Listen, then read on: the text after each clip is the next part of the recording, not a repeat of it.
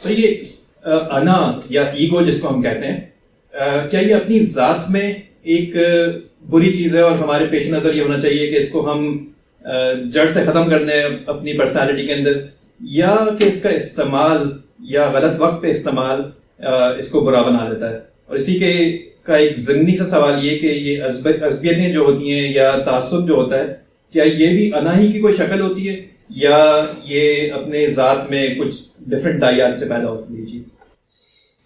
اللہ تعالیٰ نے انسان کو بڑی غیر معمولی ہستی کی حیثیت سے پیدا کیا ہے۔ اگر باقی تمام مخلوقات کے تقابل میں دیکھا جائے تو یہ اللہ تعالیٰ کی تخلیق کا ایک شاہکار ہے۔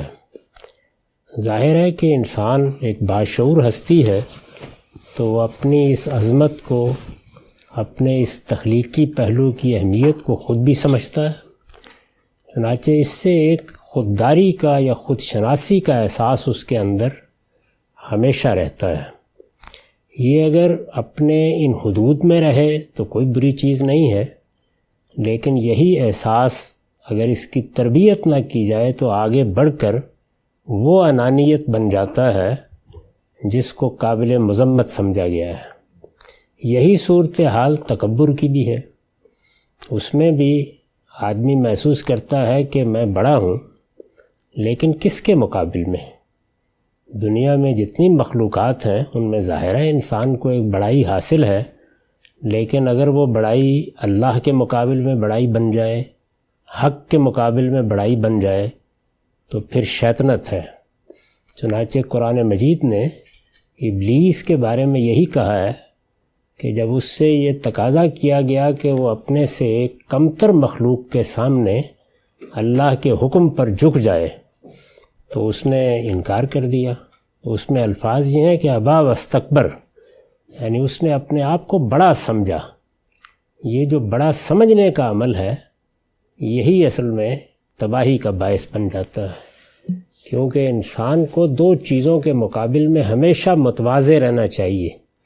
اپنے خالق کے مقابل میں، یعنی وہاں تو کوئی سرے سے تقابل ہی نہیں ہے، وہ کائنات کا مالک، کائنات کو بنانے والا، کائنات کا نظم چلانے والا، اور ہماری حیثیت ایک حقیر مخلوق کی ہے۔ اور دوسرے یہ کہ جو حق اللہ کی طرف سے آتا ہے یا جو حق دنیا میں کہیں قائم ہو جاتا ہے اس کے مقابل میں۔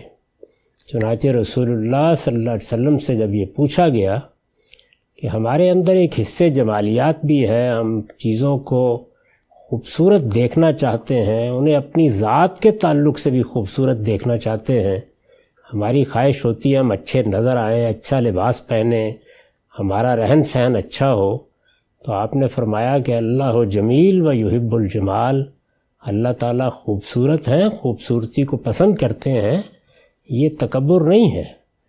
تو اس کے بعد پوچھا گیا کہ پھر تکبر کیا ہے؟ تو فرمایا کہ بطر الناس غمت الناس و بطر الحق، لوگوں کو حقیر سمجھنا اور حق کے مقابلے میں اکڑ جانا۔ تو یہ در حقیقت وہ چیز ہے جس کو قابل مذمت انانیت کہنا چاہیے۔ یہ خودی کا باطل اظہار ہے، اور اس کو اللہ تعالیٰ نے ایک بڑا جرم قرار دیا ہے۔ چنانچہ اعلان کر دیا ہے کہ اونٹ سوئی کے ناکے میں سے گزر سکتا ہے، لیکن کوئی مستکبر تکبر کرنے والا، اپنی بڑائی پر ڈٹ جانے والا جنت میں داخل نہیں ہو سکتا۔ تو اس سے اللہ کی پناہ مانگنی چاہیے۔